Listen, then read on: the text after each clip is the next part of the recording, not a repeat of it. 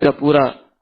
ماحول معطر ہو جاتا ہے اور آپ کو ایک تازگی اور ایک فرحت محسوس ہو رہی ہوتی ہے. وہ کہتا ہے اس سے بھی واضح مثال وہ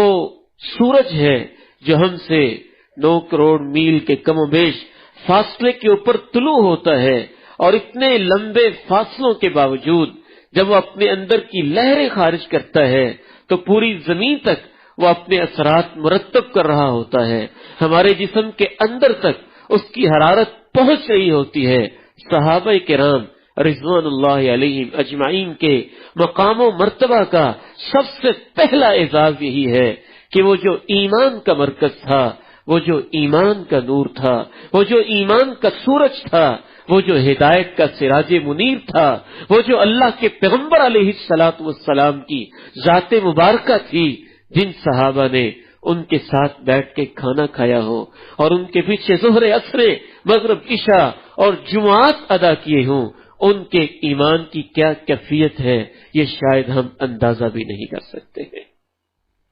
حضرت جابر رضی اللہ تعالی عنہ بیان کرتے ہیں وَلَقَدْ كُنَّا نَسْمَعُ تَسْبِيحَ الطَّعَامِ وَهُوَ يُؤْكَلُ بَيْنَ يَدَيْهِ. اللہ کے پیغمبر علیہ الصلوۃ والسلام کے ساتھ ہم دسترخوان پہ بیٹھے ہوتے اور جس دسترخوان پہ اللہ کے پیغمبر تشریف فرما ہوتے ہم اپنے کانوں سے سنا کرتے تھے کہ دسترخوان کے کھانے سے بھی سبحان اللہ کی آوازیں آیا کرتی تھیں. جنہوں نے اس طرح کے معجزات کا مشاہدہ کیا ہو ان کے ایمان کا لیول کیا ہوگا اور ان کے ایمان کا مقام و مرتبہ کیا ہوگا. جو قرآن پڑھتے تھے تو اللہ کے پیغمبر علیہ السلام کے سامنے زانو تلمس طے کر کے پڑھتے تھے. جو قرآن سیکھتے تھے تو اللہ کے پیغمبر سے سیکھتے تھے. جو اپنی تنہائیوں میں اور گھروں کے اندر بھی قرآن کی تلاوت کرتے تھے تو آسمانوں کے فرشتے کمکمے بن کے اور کوکبہ بن کے اور ایک گلیکسی اور کہکشاں بن کے آسمانوں سے نیچے اتر کے ان کی تلاوت سننے کے لیے تشریف لایا کرتے تھے. اور اللہ کے پیغمبر علیہ السلام اپنے اس صحابی سے فرمایا کرتے کہ میرے صحابی اگر تم قرآن پڑھتے جاتے صبح ہو جاتی اور سفید سحر طلوع ہو جاتا، لیکن فرشتے جب تک تو قرآن پڑھتا رہا تیرے قرآن کو سنتے ہی رہتے. صحابہ کرام رضوان اللہ علیہم اجمعین کو اس صحبت نبوی کی وجہ سے وہ مقام حاصل ہو چکا تھا کہ اللہ رب العزت کے ہاں ان کا ملائے اعلیٰ میں اور آسمانوں کی محافل میں نام لیا جاتا تھا. رسول اللہ صلی اللہ علیہ وسلم ارشاد فرماتے ہیں، حدیث میں آتا ہے کہ آپ نے اپنے صحابی جلیل جناب ابی سے کہا، کبھی عبداللہ ابن مسعود سے کہا اقرأ علی، مجھے قرآن پڑھ کے سناؤ. تو صحابی عرض کرتا ہے اقرأ علیک وعلیک انزل، میں آپ کو پڑھ کے سناؤں؟ آپ پر تو قرآن خود نازل ہوتا ہے، جبریل آپ کو سناتے ہیں، رب العالمین انہیں آپ کے پاس بھیجتے ہیں، میں کون ہوتا ہوں کہ آپ کو پڑھ کے سناؤں؟ آپ نے فرمایا انی احب ان اسمعہ من غیری، مجھے یہ اچھا لگتا ہے کہ میں کسی اور سے قرآن سنوں. ایک اور روایت میں ایک صحابی سے تو آپ یہاں تک کہہ دیتے ہیں، صحابی پوچھتا ہے کیا یہ اللہ کا حکم ہے؟ آپ فرماتے ہیں اللہ امرنی بہذا، اللہ نے مجھے حکم دیا ہے کہ اپنے فلاں صحابی سے قرآن کی تلاوت سنو. اور یہاں تک بھی آپ کہہ دیتے ہیں. صحابی پوچھتا ہے کیا اللہ نے میرا نام لیا ہے؟ کیا اللہ نے میرا نام لیا ہے؟ تو آپ علیہ السلام ارشاد فرماتے ہیں ہاں، اللہ نے نام لے کے کہا ہے کہ آپ کا جو فلاں صحابی ہے، اے میرے پیغمبر اس کی زبان سے آج میرے کلام کو سنو. ایسا مقام و مرتبہ اللہ رب العزت نے ان کو نصیب کیا تھا. ان کی سب سے پہلی خصوصیت یہی ہے کہ وہ اللہ کے نبی کے صحابی تھے. صحابی کا معنی یہ ہوتا ہے من لقی النبی صلی اللہ علیہ وسلم مؤمنا به ومات على ذلك، جو شخص بھی اللہ کے پیغمبر علیہ الصلوۃ والسلام سے ملاقات کا شرف حاصل کر لیتا ہے، چاہے وہ ملاقات زندگی کے لیے ہو، چاہے وہ ملاقات سال کے لیے ہو، چاہے وہ ملاقات 1 ماہ اور 1 ہفتے کے لیے ہو، چاہے وہ ملاقات 1 منٹ کے لیے بھی ہو، اللہ کے نبی علیہ الصلوۃ والسلام سے ملاقات کر لینا ایمان کی حالت میں، ایمان کی کیفیت میں، پھر ایمان کی حالت میں رب کے پاس چلے جانا، اس کے پاس اس کے اوپر قائم و دائم رہنا، یہ ایسا شرف ہے کہ امت کا اس کے اوپر اتفاق ہے۔ ایک منٹ کے لیے بھی جو ایمان کی حالت میں اللہ کے پیغمبر سے ملاقات کر لے اسے صحابی کہا جاتا ہے، اور ہزاروں اولیاء بھی جمع ہو جائیں تو کسی صحابی کے مقام و مرتبہ کو نہیں پہنچ سکتے ہیں۔ امام عبداللہ ابن مبارک رحمہ اللہ تعالی، ان سے ایک پوچھنے والا آ کے پوچھتا ہے کہ جناب آپ مجھے یہ فرمائیے کہ ایک طرف حضرت عمر بن عبدالعزیز رحمہ اللہ ہیں، وہ وقت کے ایک عظیم خلیفہ ہیں، صالح انسان ہیں، بادشاہ ہونے کے باوجود ایک زاہد انسان ہیں، اور ان کے زہد اور تقوی کی پوری دنیا میں مثالیں دی جاتی ہیں، اور دوسری طرف حضرت امیر معاویہ رضی اللہ تعالی عنہ ہیں، انہوں نے بھی اپنے دور میں خلافت کی، لیکن ان کی خلافت کے اندر کچھ تنازعات، کچھ مسائل، کچھ اختلافات، کچھ مشکلات رہیں۔ آپ مجھے فرمائیے جناب امیر معاویہ افضل ہیں یا حضرت عمر بن عبدالعزیز افضل ہے؟ دونوں میں سے افضل کون؟ امام عبداللہ ابن مبارک رحمہ اللہ نے جو جواب دیا آج اسے سمجھنے کی ضرورت ہے، اور اگر کسی شخص کا اس کے اوپر ایمان صادق نہیں ہے تو اسے اپنا ایمان کا جائزہ لینے کی ضرورت ہے۔ جناب عبداللہ ابن مبارک رحمہ اللہ تعالی نے یہ نہیں کہا یہ افضل ہے یا وہ افضل ہے، ایک ایسا جواب دیا کہ انسان حیران و ششدر رہ جاتا ہے۔ کہا لغبار دخل فی منخری انف معاویہ مع رسول اللہ صلی اللہ علیہ وسلم خیر من عمر بن عبدالعزیز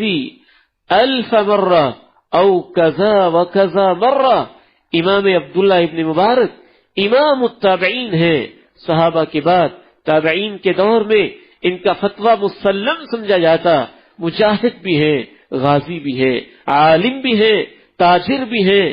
ایک عجیب شخصیت ہے اور منفرد قسم کی پرسنالٹی ہے۔ جواب دیتے ہیں تم مجھ سے پوچھتے ہو عمر بن عبدالعزیز افضل ہے یا امیر معاویہ افضل ہے، ان کا کمپیریزن اور تقابل تو بنتا ہی نہیں ہے۔ ایک صحابی ہے، دوسرا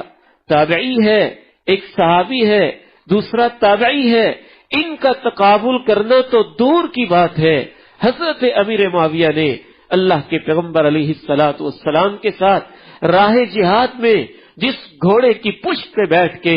تلوار کو سونتا تھا اور کفار کے خلاف نکلے تھے اور اللہ کے پیغمبر کی قیادت میں چلے تھے، اس گھوڑے کی ٹاپوں سے جو گرد و غبار اٹھتا تھا اور حضرت امیر معاویہ کے ناک میں داخل ہوتا تھا، وہ گرد و غبار بھی حضرت عمر بن عبدالعزیز سے 1000 گنا افضل ہے، کیونکہ وہ اللہ کے پیغمبر کی قیادت میں جہاد ہو رہا ہوتا تھا اور آپ کی صحبت میں اور آپ کی رفاقت کے اندر جہاد ہو رہا ہوتا تھا۔ 1,20,000 کے لگ بھگ بعض مورخین نے صحابہ کرام کی تعداد لکھی ہے، ان میں سے 10,000 کے قریب صحابہ کرام رضوان اللہ علیہم اجمعین وہ ہیں جو مدینہ منورہ میں وفات پا گئے، باقی کو 1,10,000 کے لگ بھگ صحابہ کرام وہ ہیں جو پوری دنیا کے اندر منتشر ہو گئے۔ ان میں سے اصحاب بدر ان کے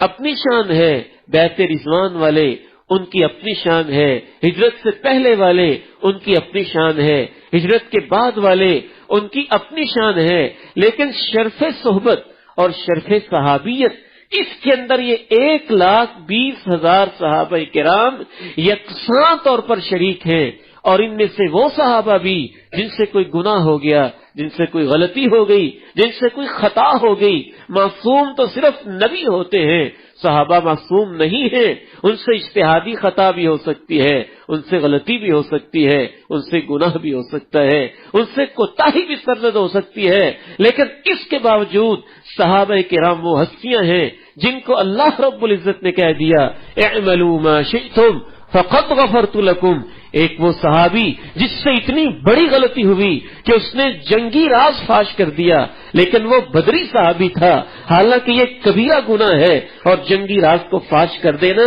اس کی سزا بڑی سنگین ہے۔ سیدنا عمر رضی اللہ تعالی عنہ نے کہا دعنی اضرب عنقہ، مجھے اجازت دیجئے میں حاطب کی گردن اتار کے رکھ دوں کہ اس نے خان اللہ ورسولہ والمؤمنین، اس نے اللہ کے رسول اور مومنین سے خیانت کی ہے، ایک جنگی راز امانت تھا اور اس کو فاش کر کے رکھ دیا ہے۔ آپ نے کہا عمر تم نہیں جانتے یہ حاطب بدر میں شریک ہونے والا صحابی ہے، اور اللہ نے بدر میں شرکا سب صحابہ کے دلوں کو جھانک کے کہہ دیا ہے اعملوا ما شئتم فقد غفرت لکم، جو چاہو تم کر لو، میں نے تمہاری زندگی کے سب گناہوں کو معاف کر دیا ہے۔ لوگوں کو یہ سمجھنے میں غلطی لگتی ہے کہ شاید ہم صحابہ کو معصوم سمجھتے ہیں، معصوم نہیں، ان سے غلطی ہو سکتی ہے، ان سے خطا ہو سکتی ہے، حتیٰ کہ ان میں سے وہ صحابہ کرام رضوان اللہ علیہم اجمعین، وہ صحابی جلیل حضرت ناعز رضی اللہ تعالی عنہ وارضاہ، جن سے زنا جیسا ایک سنگین گناہ ہو جاتا ہے، وہ بھی اللہ کے پیغمبر علیہ الصلوۃ والسلام کی خدمت میں حاضر ہو کے جب یہ مطالبہ کرتے ہیں تو ہرنی یا رسول اللہ، اے اللہ کے رسول علیہ السلام مجھے پاک کر دیجئے، اور ان کے بارے میں بھی جب کوئی تبصرہ کرنے والا ایسے شخص کے بارے میں بھی تبصرہ کرتا ہے تو اللہ کے پیغمبر علیہ السلام ارشاد فرماتے ہیں انہ الآن لفی انہار الجنہ ینغمس فیہا، جس طرح اس نے اپنے اوپر حد قائم کروائی اور وہ خون کے اندر نہلا گیا، میں اپنی نبوت کی آنکھوں سے دیکھ رہا ہوں کہ اب وہ اسی طرح جنت کی نہروں کی سیر کر رہا ہے اور وہاں غوطے لگا رہا ہے۔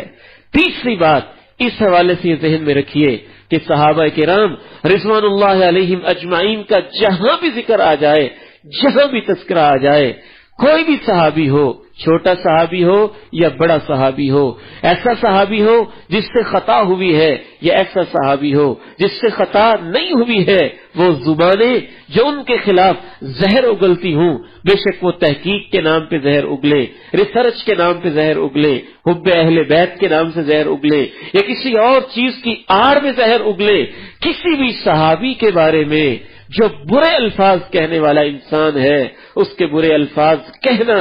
صحابہ کی شان میں فرق نہیں آئے گا، اس بات کی نشانی ہوگی کہ وہ اندر سے منافق ہو چکا ہے، اور یہ نشانی اللہ کے نبی نے بیان کی ہے۔ دونوں چیزوں کو ذہن میں رکھیں،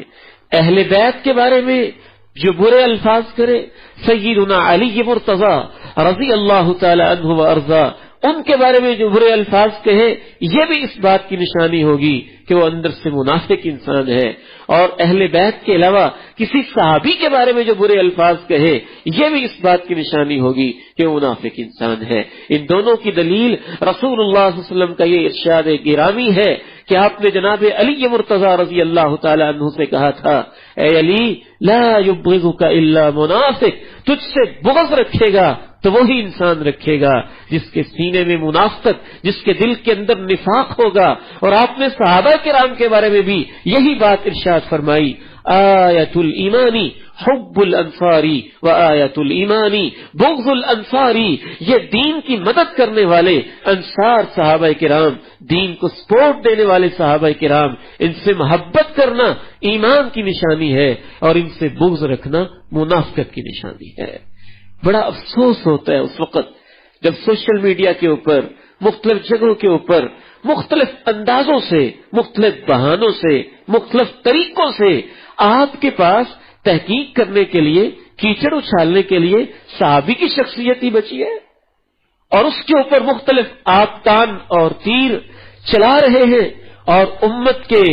مندمل جو زخم ہیں ان کو ازسرنو تازہ کر رہے ہیں، اور صحابہ کے آپس کے اختلافات کو اچھال رہے ہیں۔ اسی وجہ سے اہل السنہ والجماعہ کا یہ چوتھا اصول ذہن میں رکھیے کہ صحابہ کرام کا اگر آپس میں کسی معاملے کے اندر اختلاف ہوا ہے تو ان کا آپس میں اختلاف ہے، ہمیں یہ زیب نہیں دیتا کہ اس اختلاف کی وجہ سے ہم کسی صحابی کے اوپر حرف زنی کرتے ہوئے اس سے بغض رکھنے لگ جائیں، بالکل میں کبھی کبھی اس کی مثال ایسے ہی دیا کرتا ہوں کہ اگر میرے ماں باپ کا گھر کے اندر اختلاف ہو گیا ہے تو ان کا آپس میں اختلاف ہے، لیکن اس وجہ سے میں یہ کہوں سرے عام اپنی ماں کی کردار کے اوپر تبصرے کروں یا باپ کے کردار پہ تبصرے کروں تو میں احمق اور بے وقوف انسان ہوں گا، اور اس سے بڑا احمق اور بے وقوف انسان وہ ہوگا جو صحابہ کرام کے باہمی اختلافات کو اچھالے اور ان کو اپنی تحقیق کا موضوع بنائے اور کسی کو نعوذ باللہ جہنمی قرار دے، کسی کو منافق قرار دے، کسی کو مرتد قرار دے، کسی کو کافر قرار دے، کسی کو کیا قرار دے۔ وہ تو صحابہ کرام ہیں، ان کے ایمان کی گارنٹی تو اللہ نے دے دی ہے۔ یہ جو تحقیق کے نام پہ یہ کام کرے گا اس کا اپنا ایمان خطرے میں ہوگا۔ اسی لیے اہل سنہ والجماعہ کا یہ متفقہ اصول ہے تمام مکاتب فکر کا کہ مشاجرات صحابہ کے اوپر کھل کھلا کے بات کرنی ہی نہیں چاہیے، تاکہ خامخواہ انسان اپنے ایمان کو خطرے میں نہ ڈالے۔ اور رسول اللہ صلی اللہ علیہ وسلم نے ارشاد فرمایا اذا ذکر اصحابی فانسکوا، اذا ذکر اصحابی فانسکوا، جب میرے صحابہ کا تذکرہ آ جائے تو رک جایا کرو،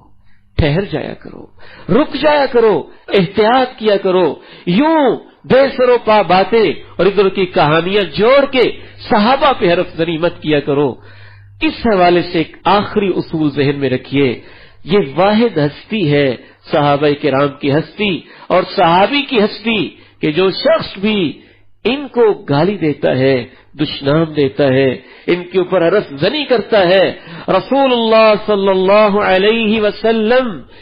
ایک جانور پر بھی لعنت کرنا پسند نہیں فرماتے تھے، ہوا پہ لعنت کرنا پسند نہیں فرماتے تھے، لیکن جو شخص کسی صحابی کے اوپر حرف زنی کرتا ہے اور صحابی کو گالی دیتا ہے اس کے بارے میں آپ نے ارشاد فرمایا من سب اصحابی فعلیہ لعنت اللہ والملائکہ والناس اجمعین، جو میرے صحابہ کو گالیاں دیتا ہے اس پہ اللہ کی بھی لعنت ہے، فرشتوں کی بھی لعنت ہے اور سب مسلمانوں انسانوں کی بھی لعنت ہے۔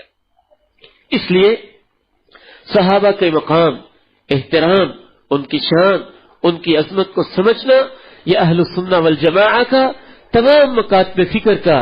ایک متفقہ اصول ہے۔ امام طحاوی رحمہ اللہ نے کیا خوبصورت بات لکھی اور دو ٹوک ارشاد فرمایا کہ حبہم ایمان، ان سے محبت کرنا ایمان کی نشانی ہے اور عقائد اسلام میں سے ایک بنیادی عقیدہ ہے، اور ان سے بغض رکھنا اور ان سے نفرت کرنا یہ منافقت کی نشانی ہے، اور خطرہ ہے کہ انسان آہستہ آہستہ زندگیت اور منافقت کی طرف بڑھتا چلا جائے گا۔ اللہ رب العزت سے دعا ہے فتنوں کے اس دور میں اللہ تعالیٰ مجھے اور آپ کو سمجھ نصیب فرمائے، صحابہ کے مقام، ان کی شان، ان کی عظمت کو سمجھنے کے حوالے سے یہ چند جو بنیادی اصول و ضوابط سامنے رکھے، ساری زندگی اللہ ہمیں ان پہ قائم و دائم رکھے اور ان کی رفاقتوں میں، ان کی محبتوں میں اللہ ہمیں جنت میں جگہ نصیب فرمائے۔ اے اللہ ہم آپ کے گھر میں بیٹھ کے آپ کو گواہ بنا کے کہتے ہیں کہ تیرے نبی کے صحابہ سے ہم تیرے دین کی وجہ سے اور تیرے پیغمبر کی وجہ سے محبت کرتے ہیں، ہمیں ان کے ساتھ جنتوں میں اکٹھا فرما دے۔ وآخر دعوانا ان الحمد للہ رب العالمین۔